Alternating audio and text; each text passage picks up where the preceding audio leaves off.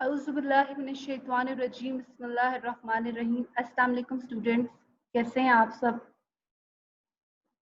आज का जो हमारा लेक्चर है वो आपके पास क्या है कि हम लोगों ने जो आपके पास आइसोमेरिज्म थी उसकी हम लोगों ने पूरी क्लासिफिकेशन स्टडी कर दी डिटेल में वन बाय वन। ठीक है जी, जिसमें हम लोगों ने आपके पास सारी उसकी टाइप्स को स्टडी किया। इस लेक्चर से पहले जो हम लोगों ने स्टडी की थी आइसोमेरिज्म की टाइप, वो आपके पास कौन सी थी? वो आपके पास ऑप्टिकल आइसोमेरिज्म था। ठीक है जी, अब आप लोगों ने क्या करना है कि आज के टॉपिक में आपके पास जो मैं जैसे मैंने लेक्चर स्टार्ट किया था तो मैंने आपसे कहा था कि these all topics are very important short question या लॉन्ग क्वेश्चन के हवाले से। ठीक है जी, तो ये आपका जो देखें आपके पास क्या है, एक सेल्फ चेक है। इसमें देखें आपके पास क्वेश्चन की किस तरह से क्वेश्चन आ सकता है आपके पास कि डिफाइन और एक्सप्लेन दी फॉलोइंग टर्म्स। तो देखिए स्ट्रक्चरल आइसोमेरिज्म, ज्योमेट्रिकल आइसोमेरिज्म, ये सब आपने वन बाय वन पढ़े हुए हैं और इन सब के मेन पॉइंट्स आप लोगों ने अंडरस्टैंड हाईलाइट किए हुए हैं आपके पास। ठीक है जी, तो आपने इन सबको वन बाय वन स्टडी करना है, इनके मेन पॉइंट्स को अपने पास राइट करना है और आफ्टर ईद हॉलीडेज आपका जो टेस्ट होगा ग्रैंड टेस्ट केमिस्ट्री का, उसमें आपके पास हो सकता है पॉसिबली ऐसा कोई क्वेश्चन आ जाए। ठीक है जी, तो आपने इसको अच्छे से स्टडी करना है। नेक्स्ट देखिए क्वेश्चन आपके पास क्या है जी, state the necessary condition for a compound to show geometrical isomerism, illustrate your answer with examples. तो देखें आपने ज्योमेट्रिकल आइसोमेरिज्म का टॉपिक निकालना है, वहां पे आपने एक नेसेसरी कंडीशन पढ़ी थी ज्योमेट्रिकल आइसोमेरिज्म के लिए। ठीक है जी, पहली बात तो ये कि ज्योमेट्रिकल आइसोमेरिज्म होता कहाँ पे है? अल्कीन्स, जहाँ पे डबल बॉन्ड प्रेजेंट होते हैं।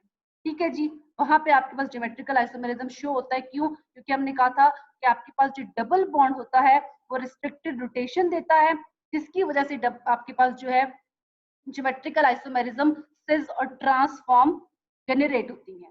पहली बात। फिर आपने पढ़ा था ज्योमेट्रिकल आइसोमेरिज्म को अल्कीन्स में अलग से पढ़ा था, साइक्लो अल्कीन्स में अलग से पढ़ा था। दोनों की कंडीशंस अलग अलग से पढ़ी थी आपने।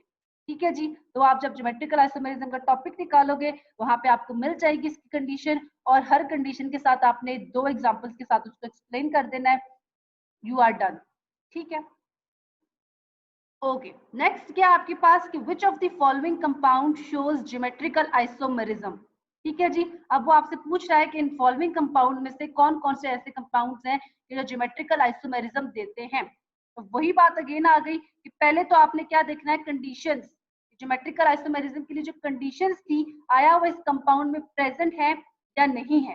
ठीक है जी, जैसे देखो ये 2 ब्यूटीन है ना, अब मैंने देखना है कि ज्योमेट्रिकल आइसोमेरिज्म शो करता है। ज्योमेट्रिकल आइसोमेरिज्म का मतलब सिस और ट्रांसफॉर्म शो करता है कि नहीं करता। तो कैसे करना था इसको, देखिए 2 ब्यूटीन का पहले स्ट्रक्चर देख लेते हैं। ये देखिए, ये आपके पास 2 ब्यूटीन, इसका स्ट्रक्चर पहले मैं ड्रॉ कर लेती हूँ। आपके पास मैंने इसका स्ट्रक्चर ड्रॉ कर लिया, सिंपल वाला 4 कार्बन आइटम्स ड्रॉ किए। 2 ब्यूटीन, सेकंड पोजीशन पे मैंने डबल बॉन्ड ड्रॉ कर दिया। This is 2 butene.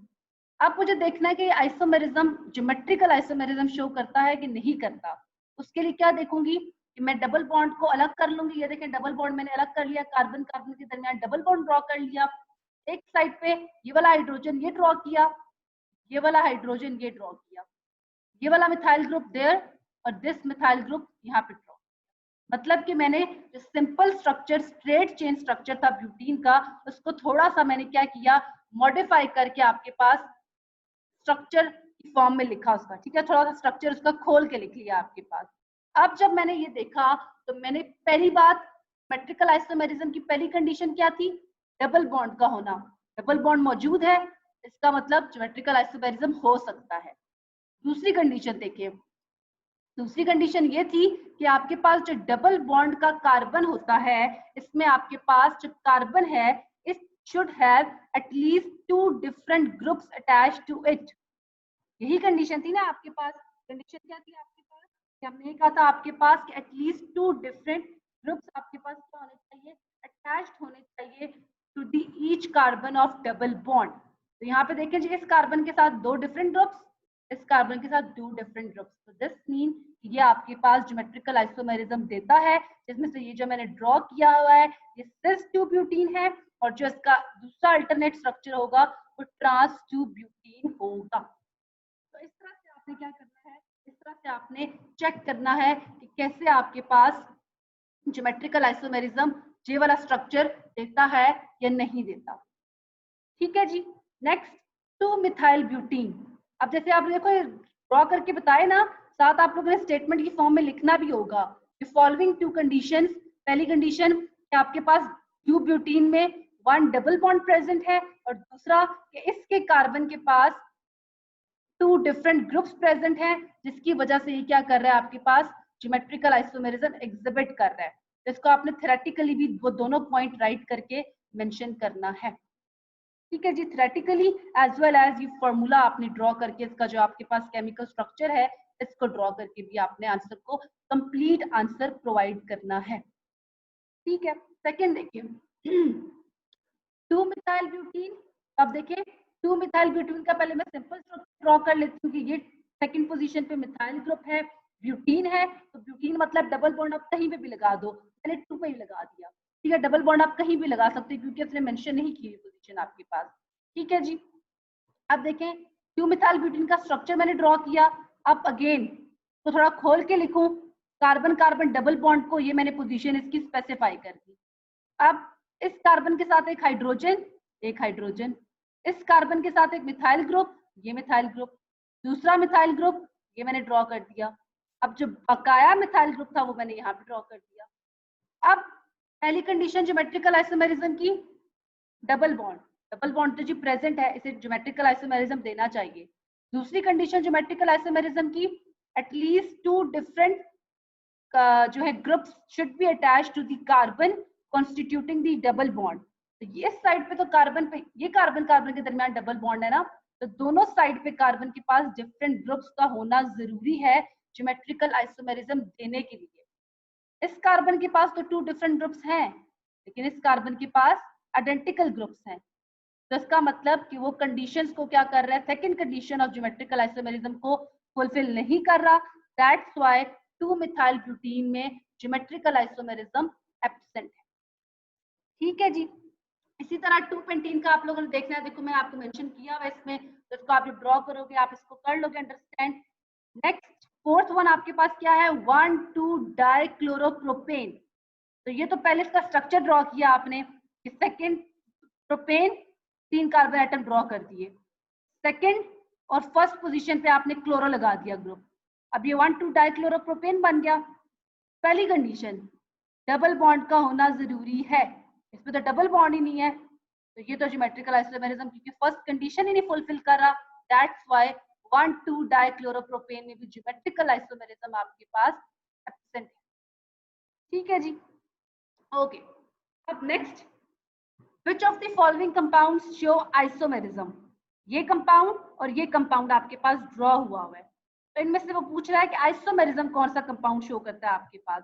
ठीक है, वो आपके पास ये नहीं पूछ रहा, ऊपर तो स्पेसिफाई कर दिया था ना क्वेश्चन में ज्योमेट्रिकल आइसोमेरिज्म, यहाँ पे वो आपसे पूछ रहा है कि इन दोनों में से कौन सा कंपाउंड है कि वो आइसोमेरिज्म की कोई भी टाइप आपके पास शो करता है कि नहीं करता।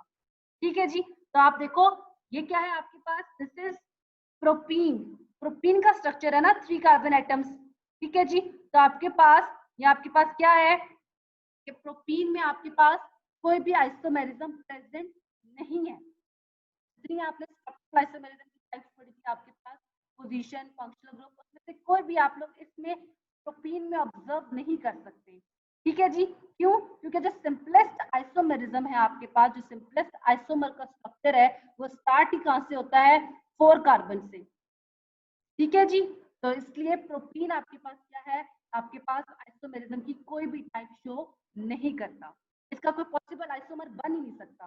आइसोमर्स क्या थे, same molecular formula but different structural formula, तो इसका आप कोई डिफरेंट स्ट्रक्चरल फॉर्मूला ड्रॉ नहीं कर सकते। ठीक है। इसी तरह आपके पास ये जो है आपके पास दिस वन, ये शो करेगा आपको आइसोमेरिज्म। ठीक है, सिस और ट्रांस की फॉर्म देगा। कैसे देगा, कि जब आप कार्बन कार्बन की डबल पोजीशन देखोगे तो देखो एक साइड पे H लगा हुआ है, इधर भी H लगा हुआ है, दूसरी साइड पे बल्कि ग्रुप्स लगे हुए हैं, तो ये आपको सिस और ट्रांस आइसोमेरिज्म देगा। ठीक है जी। Okay. Next second question, what is optical activity, how is it measured. तो आपने ऑप्टिकल एक्टिविटी की डेफिनेशन देनी है, ऑप्टिकल एक्टिविटी का जो पैराग्राफ आपने पूरा पढ़ा हुआ है उसको देखना है, और मेजर कैसे करते हैं हमने पढ़ा था, it is measured by the device called polarimeter. और पोलैरिमीटर की वर्किंग पढ़ी थी हमने, वो आपने यहाँ पे मेंशन करनी है। और ये तो आपको मैंने कल भी आपको बताया था कि optical isomerism of lactic acid, right a short note that similar, right a short note on the optical isomerism of tartaric acid. तो ये एज इट इज जैसा आपने पढ़ा, बस पॉइंट्स के साथ उसकी पॉइंट्स अलग करके उसको आपने मेंशन करना है। इसी तरह देखें 9 question, how does this isomer convert into trans isomer. तो ये भी आप लोगों ने पढ़ा है ज्योमेट्रिकल आइसोमेरिज्म में, अलग से पूरा पैराग्राफ कि हम क्या करते हैं, आपके पास हीट प्रोवाइड करते हैं, हाई एनर्जी प्रोवाइड करते हैं। पहले हमारा जो डबल बॉन्ड होता है आपके पास पाई बॉन्ड, वो ब्रेक करता है, then single bond sigma bond के पास रोटेशन की कैपेसिटी होती है, वो रोटेट करता है, पोजीशंस ग्रुप की चेंज होती हैं। अगेन कूलिंग पे आपके पास क्या है कि आपके पास वो सिंगल बॉन्ड जो सिग्मा बॉन्ड था पाई बॉन्ड में कन्वर्ट होता है और आपके पास कन्वर्जन हो जाती है सिस आइसोमर की इनटू दी ट्रांस आइसोमर, वो आपने मेंशन करना है। Trans isomer is more stable why, इसका रीजन भी आपने पढ़ा हुआ है, तो इसको भी आपने मेंशन करना है। क्वेश्चन नंबर 8 को देखें जी, an acid of formula is optically active, what is its structure. उन्होंने आपको एक फॉर्मूला दे दिया, ये फॉर्मूला उन्होंने दे दिया, बात उन्होंने कही कि ये ऑप्टिकली एक्टिव है, इसका स्ट्रक्चर लिखें आप। अब आपने ऐसा कुछ स्ट्रक्चर लिखना है कि जिसमें 5 कार्बन हो, 10 हाइड्रोजन हो, 2 ऑक्सीजन एटम्स हो, लेकिन ऐसा स्ट्रक्चर लिखना है कि जो ऑप्टिकली एक्टिव भी हो। ऑप्टिकली एक्टिव के लिए क्या चीज जरूरी थी जी, कायरलिटी, और कायरलिटी के लिए क्या चीज जरूरी थी, वो 3 पॉइंट्स क्या आपने कहा था, at least 1 asymmetric carbon atom, it should lack plane of symmetry, और इसके अलावा आपके पास क्या था कि non superimposable mirror images का होना जरूरी है। ठीक है जी, तो ऑप्टिकली एक्टिव के लिए हम लोगों ने कायरलिटी को चेक करना है, और कायरलिटी के लिए वो 3 पॉइंट्स चेक करने हैं, और इस तरह से करके हमने इसका स्ट्रक्चर लिखना है। तो देखें जी, पहला तो पॉइंट हम लोग कार्बन को सेंटर में लिया, कायरल सेंटर एसिमेट्रिक कार्बन के लिए मैंने देखे यहाँ पे कार्बोक्सिल ग्रुप लिख दिया, H लिख दिया, मिथाइल लिख दिया, ये तो अब ये आपकी तीनों कंडीशंस को सेटिस्फाई कर रहा है कायरलिटी के पॉइंट्स से। Carbon is attached to 4 different groups, plane of symmetry, इसको मैं अगर इस तरह से करूं या हॉरिजॉन्टली करूं तो ये एसिमेट्रिक है। ठीक है, और उसके बाद अगर मैं इसका इमेज बनाऊं मिरर इमेज, तो वो भी नॉन सुपर इम्पोजेबल बनेगा।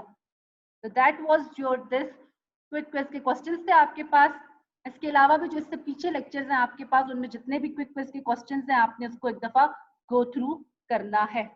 ठीक है जी, नेक्स्ट आपके पास क्या है, अल्काइंस, वेरी इजी टॉपिक। आपने अल्केन्स का नोमेनक्लेचर स्टडी किया हुआ है, अल्कीन्स का स्टडी किया हुआ है, अल्काइंस का बिल्कुल सेम रूल्स हैं but with 1-2 points further modification.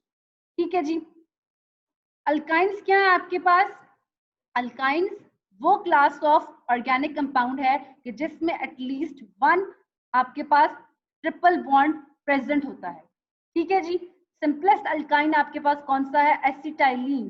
Simplest alkyne कौन सा है जी, एसिटाइलिन आपके पास। ठीक है जी, अब इसका नोमेनक्लेचर देख लेते हैं आपके पास, जिसमें नोमेनक्लेचर में पॉइंट्स क्या है, वही वाले पॉइंट्स सेम कि फर्स्ट आपने पेरेंट हाइड्रोकार्बन को कंटिन्यूस चेन कंसीडर करना है जिसमें ट्रिपल बॉन्ड मौजूद हो। ये देखें एग्जांपल कि आपने अपनी जो पेरेंट चेन लेनी है वो कौन सी लेनी है, वो लेनी है जिसमें ट्रिपल बॉन्ड आ रहा हो। ठीक है जी, अब देखें ये longest chain without triple bond. अब ये हालांकि मेरे पास ट्रिपल बॉन्ड मौजूद है, लेकिन मैंने लॉन्गेस्ट ये ले ली जिसमें 5 कार्बन एटम्स थे, इसमें ट्रिपल बॉन्ड को कंसीडर ही नहीं किया। तो this is wrong method of selection of parent chain जिसमें ट्रिपल बॉन्ड मौजूद हो। This is the correct method कि मैंने ऐसी चेन को सेलेक्ट करना है पेरेंट चेन जिसमें मेरे पास ट्रिपल बॉन्ड मौजूद हो। ठीक है जी, पेरेंट चेन सेलेक्ट हो गई। दूसरा पॉइंट क्या है कि आपके पास जो अल्केन्स का ending A N E suffix होता है आपके पास, वो आपके पास क्या होगा, उसको चेंज करना है आपने किससे, वाई एन ई, वाइन। ठीक है जी, उससे आपने क्या कर देना है, उसको चेंज कर देना है। नेक्स्ट आपके पास क्या है कि आपके पास नंबरिंग चेन की आपने कैसे स्टार्ट करनी है। नंबरिंग आपने चेन की इस तरह से स्टार्ट करनी है कि जो ट्रिपल बॉन्ड होगा आपका उसको आपने लोएस्ट पॉसिबल नंबर देना है। ठीक है जी, ट्रिपल बॉन्ड को लोएस्ट पॉसिबल नंबर देना है। बाकी वही सेम रूल्स आपके जो अल्केन्स के लिए थे, सिर्फ यहाँ पे चेंज क्या हो रहा है कि आपकी प्रेफरेंस अल्कीन्स में डबल बॉन्ड को देते थे, अल्काइंस में ट्रिपल बॉन्ड को देनी है आपने, बाकी सारे वही सेम। अल्कीन्स में वाई एनी वाइन लिखते हैं, सॉरी अल्कीन्स में ई एनी सफिक्स था, यहाँ पे वाई एनी सफिक्स है। ठीक है जी, फिर बिल्कुल सेम रूल कि अगर आपके पास एक कंपाउंड में एक से ज्यादा ट्रिपल बॉन्ड प्रेजेंट है तो आपने क्या यूज करना है जी, वर्ड आप लोगों ने प्रीफिक्सेस डाई ट्राई को यूज करना है।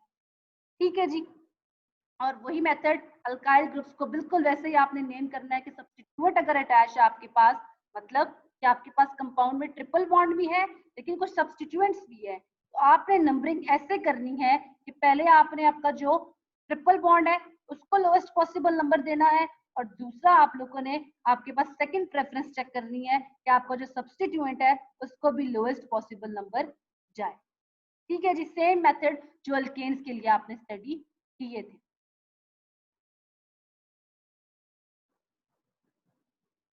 अब आपके पास नेक्स्ट क्या है जी, ये देखिए आपके पास ये दिखा रहे हैं आपको मेथड ऑफ सिलेक्शन कि आपने कैसे नंबरिंग देनी है। This is correct method, this is incorrect. ये इनकरेक्ट क्यों है, ये करेक्ट क्यों है? ये इसलिए करेक्ट है कि देखें ये ट्रिपल बॉन्ड यहाँ से स्टार्ट हो रहा है, लोएस्ट पॉसिबल नंबर जा रहा है, और इसी तरह जो सेकेंड सब्सटीट्यूएंट पहला सब्सटीट्यूएंट लगा हुआ है उसको भी लोएस्ट पॉसिबल नंबर जा रहा है अगर मैं राइट साइड से नंबरिंग करती हूँ। लेकिन अगर मैं यहाँ लेफ्ट साइड से स्टार्ट करूँ तो मेरे इस जो मेरा ट्रिपल बॉन्ड फंक्शनल ग्रुप है उसको कम, तो उसको जो नंबरिंग जा रही है वो ग्रेटर नंबरिंग जा रही है, और सब्स्टिट्यूएंट को ऑल्दो कम, लेकिन मैंने प्रेफरेंस नेमिंग देते हुए पहले ट्रिपल बॉन्ड को देनी है और सेकंड प्रेफरेंस मैंने देनी है अपने सब्स्टिट्यूएंट को कि वो लोएस्ट पॉसिबल नंबर ले। ठीक है जी, ये तो सिंपल रूल्स थे आपके पास जैसे आप पढ़ते आए हैं अल्केन्स और अल्कीन्स के। जो ट्विस्ट आ रहा है आपके पास अल्काइंस की नेमिंग में वो कहाँ पे आता है, वो तब आता है कि जब आपके पास कुछ ऐसे कंपाउंड्स प्रेजेंट होते हैं जिनमें डबल बॉन्ड भी होता है, ट्रिपल बॉन्ड भी होता है, वहां पे आप नेमिंग कैसे करते हो। ठीक है जी, तो वहां पे आपको तो पता है पहली बात कि suffix e n ene use होता है for double bond, y n yne होता है फॉर ट्रिपल बॉन्ड, पहली बात। अब जब आपके पास कुछ ऐसे कंपाउंड्स आते हैं कि जिनमें डबल बॉन्ड भी है ट्रिपल बॉन्ड भी है, तब आपने जो प्रेफरेंस देनी है अपनी वो किसको देनी है, वो आपने डबल बॉन्ड को आपने प्रेफरेंस देनी है कि उसको लोएस्ट नंबर जाए। ठीक है जी, और जब आप नाम राइट करते हो नीचे जो IUPAC नेम लिखते हो उसको लिखते हुए आपने क्या करना है, क्योंकि नंबरिंग देते वक्त भी डबल बॉन्ड को प्रेफरेंस, नेमिंग देते वक्त भी डबल जो आपके पास डबल बॉन्ड की नेमिंग है जैसे अल्कीन्स है आपके पास क्लास ऑफ ऑर्गेनिक कंपाउंड्स, उसको प्रेफरेंस देनी है, पहले उसका नाम लिखना है आपने, बाद में आपने अल्काइन का नाम लिखना है, ट्रिपल बॉन्ड का नाम लिखना है। ठीक है जी, तो ये अंडरलाइन मैंने इसलिए कर दिए थे कि ये आपके ज्यादा इंपॉर्टेंट पॉइंट्स हैं, ठीक है, जो कंफ्यूजिंग है आपके पास। फिर पोजीशन ऑफ डबल बॉन्ड को जाहिर है आपने नंबर को पहले प्लेस करना है, नेम को बाद में लिखना है, बाकी वही रूल्स हैं आपके पास कि आपने जो अल्फाबेट्स हैं उसको सेपरेट करना है फ्रॉम नंबर्स बाय हाइफेंस, और आपस में नंबर्स को 4 2 3 1 इनको कॉमा से सेपरेट करना है, numbers are separated by commas. ठीक है, अब एक और केस, पहला तो आपने देख लिया कि डबल और ट्रिपल होंगे तो हमने प्रेफरेंस डबल को देनी है नंबरिंग देते वक्त, दूसरा नेम लिखते वक्त भी हमने डबल बॉन्ड को ही प्रेफरेंस देनी है। लेकिन एक और पॉइंट कि अगर इस पे पहले देख लें, आप ये देखें ये कंपाउंड था ना, इसमें डबल बॉन्ड भी है ट्रिपल बॉन्ड भी है, हमने प्रेफरेंस किसको दी नंबरिंग के वक्त, मैं यहाँ से भी वन शुरू किया हुआ है ना, यहाँ से भी तो कर सकती थी राइट साइड से, लेकिन मैंने राइट साइड से क्यों नहीं शुरू किया, क्योंकि मैंने कहा कि मेरे डबल बॉन्ड को प्रेफरेंस गिवन है, तो मैंने यहाँ से स्टार्ट किया। लिखते वक्त भी देखेंगे when pentene one one 5 carbon atoms है तो फर्स्ट पोजीशन पे डबल बॉन्ड है, पेंटीन 1 पेंटीन, और फोर्थ पोजीशन पे ट्रिपल बॉन्ड है तो 4 वाइन, उसकी दफा आप पूरा नहीं लिखोगे, सिर्फ 4 वाइन लिखोगे, उसका सफिक्स डालोगे, पता चल रहा है कि वहां पे एक ट्रिपल बॉन्ड है। एक से ज्यादा होंगे तो आप डाई का वर्ड यूज कर सकते हो। ठीक है जी, 2 से ज्यादा ट्राई का वर्ड यूज कर लो, suffix di tri you can use. एक और केस आपके पास आता है कि अगर आपके पास कंपाउंड मौजूद है और आप उसकी नंबरिंग उसमें डबल बॉन्ड भी है, ट्रिपल बॉन्ड भी है, लेकिन दोनों को क्या हो रहा है जी, हर टर्मिनल जिस एंड से भी मैं नंबरिंग स्टार्ट करूं दोनों को इक्वल नंबर आ रहा है, तब प्रेफरेंस किसको देनी है आपने, तब भी आपने प्रेफरेंस डबल बॉन्ड को ही देनी है। ठीक है जी, ये देखें एग्जांपल, ये तो आपके पास अगेन यही वाली एग्जांपल मैंने यहाँ पे राइट किया आपके पास कि देखें जी, अगर मैं इस राइट साइड से नंबरिंग स्टार्ट कर रही हूँ राइट साइड से, तो भी मेरा डबल बॉन्ड फर्स्ट पोजीशन, इस साइड से स्टार्ट करूँ तो ट्रिपल बॉन्ड को फर्स्ट पोजीशन, दोनों को लोएस्ट पॉसिबल नंबर जा रहा है फर्स्ट फर्स्ट, लेकिन क्योंकि प्रेफरेंस डबल बॉन्ड की ज्यादा होती है तो आपने ऑलवेज अल्काइंस की नेमिंग करते वक्त या कंपाउंड्स ऐसे जिनमें डबल और ट्रिपल बॉन्ड होता है, आपने हमेशा प्रेफरेंस अपने डबल बॉन्ड को देनी है कि उसको लोएस्ट पॉसिबल नंबर जाए, चाहे सब्स्टिट्यूएंट्स लगे हुए या नहीं लगे हुए। ठीक है, पहले डबल बॉन्ड को प्रेफरेंस, फिर आपने अपने पास सब्स्टिट्यूएंट को देनी है और अल्काइंस को। ठीक है जी, तो ये आपके पास थी नेमिंग किसकी, अल्काइंस की नेमिंग। अब ये आपके पास एक्सरसाइज है, एक्टिविटी की कुछ क्वेश्चंस है आपके पास, तो ये देखें किस तरह से नेमिंग दी है कि फर्स्ट आपके पास ये ट्रिपल बॉन्ड था, तो मैंने यहाँ से राइट साइड से नंबरिंग की क्योंकि मैंने ट्रिपल बॉन्ड को प्रेफरेंस देनी है, मेन चेन सेलेक्ट उसको करना है जहाँ पे मेरे पास ट्रिपल बॉन्ड हो, इसका नेम 1 ब्यूटाइन। सेकंड देखें बी पार्ट, दो ट्रिपल बॉन्ड्स हैं, तो मैंने नंबरिंग इस तरह से स्टार्ट की कि लोएस्ट पॉसिबल नंबरिंग जाए 1 2 3 4, फर्स्ट पोजीशन पे ट्रिपल बॉन्ड, थर्ड पोजीशन पे triple bond, this is 1 3 butadiyne. ठीक है जी, डाई फिर डाइवॉइड मतलब दो ट्रिपल बॉन्ड्स हैं, तो इस तरह से हम इसको राइट करेंगे। यहाँ पे देख लें जी आप, डबल और ट्रिपल दोनों बॉन्ड्स हैं, तो आपने कहा था डबल बॉन्ड को प्रेफरेंस देनी है, पहली बात। दूसरा देखें जी, दोनों की पोजीशन भी सेम आ रही है, यहाँ से भी 1 यहाँ से भी 1, लेकिन प्रेफरेंस क्योंकि डबल को देनी है तो आप डबल का लिखते हो, नंबरिंग आपने यहाँ से शुरू कर दी। ठीक है, अब जब नाम लिखोगे तब भी आपने कहा नाम लिखते वक्त भी IUPAC नेम राइट करते वक्त भी आपने क्या करना है, जो आपके पास अल्कीन है उनको प्रेफरेंस देनी है, उनका नाम पहले लिखना है, अल्काइंस का नाम बाद में लिखना है। ठीक है जी, तो 1 ब्यूटीन, 1 ब्यूटीन फर्स्ट पोजीशन पे डबल बॉन्ड है, 4 कार्बन एटम की मेन चेन है 1 ब्यूटीन, थर्ड पे ट्रिपल बॉन्ड है, इट्स मीन 3 वाइन। ठीक है जी, ओके। नेक्स्ट आपके पास क्या है, नेक्स्ट आपके पास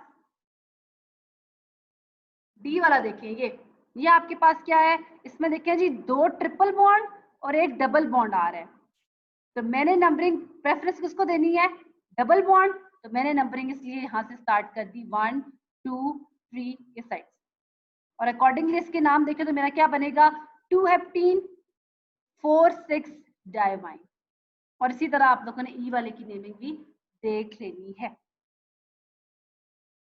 नेक्स्ट आपके पास स्टेबिलिटी है, ये भी बड़ा इंपॉर्टेंट पॉइंट है आपके पास कि अगर आप लोग, वैसे तीन आपके पास है ना सैचुरेटेड जो सॉरी सिंपलेस्ट हाइड्रोकार्बन है, अल्केन्स अल्कीन्स एंड अल्काइंस, तीनों को कंपेयर अगर करें हम लोग तो हमारे पास जो सबसे ज्यादा रिएक्टिव क्लास है वो कौन सी है, अल्कीन्स।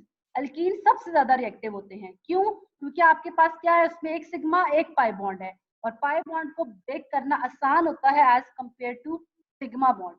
अल्केन्स सबसे कम आपके पास रिएक्टिव होते हैं, क्यों, क्योंकि उसमें होता ही सिग्मा बॉन्ड है, और सिग्मा बॉन्ड को तोड़ने के लिए आपको बहुत हाई अमाउंट एनर्जी की देनी पड़ती है। ठीक है जी, तो अगर रिएक्टिविटी को देखा जाए आपके पास, तो हमारे पास सबसे ज्यादा रिएक्टिव अल्कीन्स होते हैं, फिर अल्काइंस होते हैं, और फिर अल्केन्स होते हैं। ठीक है जी, लेकिन वो ये बोल रहा है कि alkynes are more stable than alkenes, क्यों, बिकॉज अल्काइंस के पास आपके पास देखें, ये सिंपलेस्ट अल्काइन है ना एसिटाइलिन, इसमें क्या है आपके पास दो पाई बॉन्ड्स होते हैं।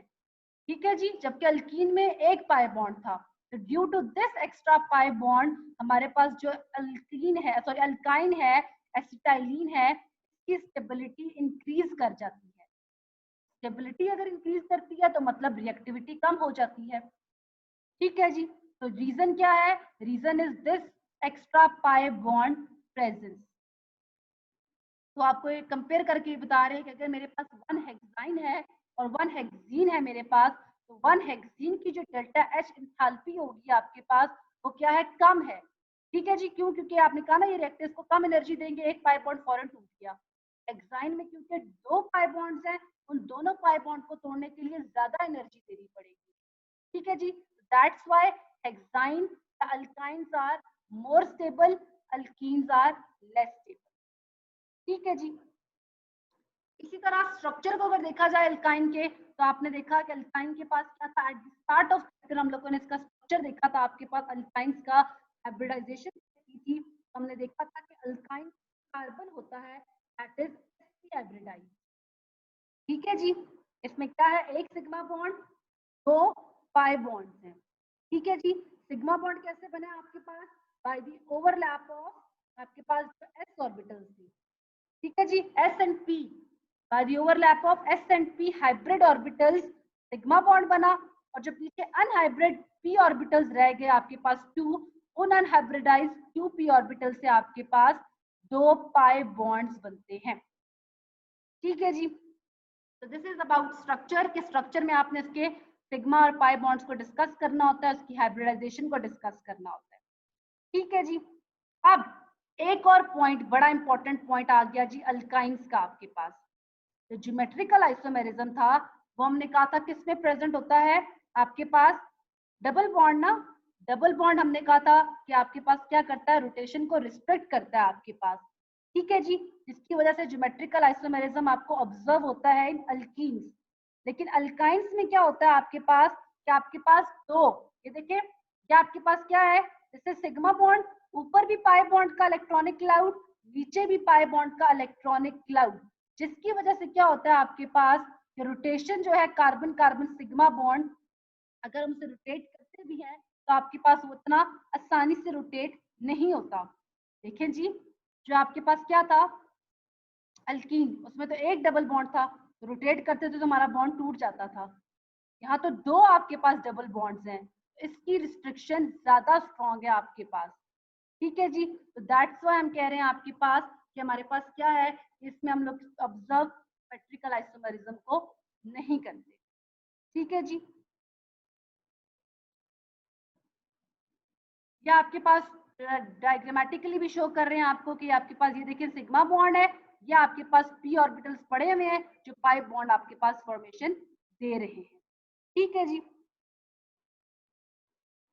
फिजिकल प्रॉपर्टीज को देखा जाए तो हमारे पास अल्काइंस का जर्नली आपके पास क्या आता है कि जितने भी आपके पास क्या है हाइड्रोकार्बन्स हैं, mostly they are non polar, non polar है और इनसॉल्युबल इन वाटर है। तो इसी तरह अल्काइंस भी नॉन पोलर है, कलरलेस, ओडोरलेस एक्सेप्ट एसिटाइलिन, इसका गार्लिक लाइक ओडोर होता है आपके पास। ठीक है जी, melting and boiling points increase करते हैं with the increase in the carbon atoms. और जो फर्स्ट 3 मेंबर्स हैं कार्बन अल्काइंस के वो गैसेस हैं, लोअर मेंबर्स मतलब कि गैसेस होते हैं, हायर मेंबर्स आपके पास लिक्विड्स, और उससे भी हायर मेंबर्स क्या होते हैं, सॉलिड्स होते हैं। वो क्यों सॉलिड्स होते हैं, क्योंकि आपके पास जैसे जैसे आपके पास कार्बन नंबर इंक्रीज करता जाता है, मॉलिक्यूलर मास आपका इंक्रीज करता जाता है, और एज अ रिजल्ट आपका जो फिजिकल स्टेट है आपके पास मैटर की वो भी चेंज करती है, कि पहले गैसेस थे लोअर, देन लिक्विड्स, और हायर मेंबर्स जो है they are solids at room temperature. तो ये आपके पास थी फिजिकल प्रॉपर्टीज ऑफ अल्काइंस। ठीक है जी, स्टेबिलिटी की बात करें तो आपके पास जो अल्काइंस होते हैं ये ज्यादा स्टेबल होते हैं। क्यों स्टेबल होते हैं, क्योंकि इसके पास दो पाई बॉन्ड्स है ना, अल्कीन्स में तो सिर्फ एक पाई बॉन्ड होता था, हम उसको तोड़ते थे आसानी से टूट जाता था, रिएक्शन हो जाता था। अल्काइंस को तोड़ने के लिए आपके पास दो पाई बॉन्ड्स को तोड़ना पड़ेगा अगर इसका रिएक्शन देना है। तो दो बॉन्ड्स पाई बॉन्ड्स को तोड़ने के लिए ज्यादा एनर्जी की रिक्वायरमेंट होगी as compare to alkenes. Alkenes में सिर्फ एक पाई बॉन्ड तोड़ना, यहाँ पे 2 पाई बॉन्ड्स को ब्रेक करना है। तो दैट्स व्हाई हम कहते हैं अल्काइंस ज्यादा स्टेबल है देन अल्कीन्स। ठीक है जी, so that's all for today's lecture. Thank you students and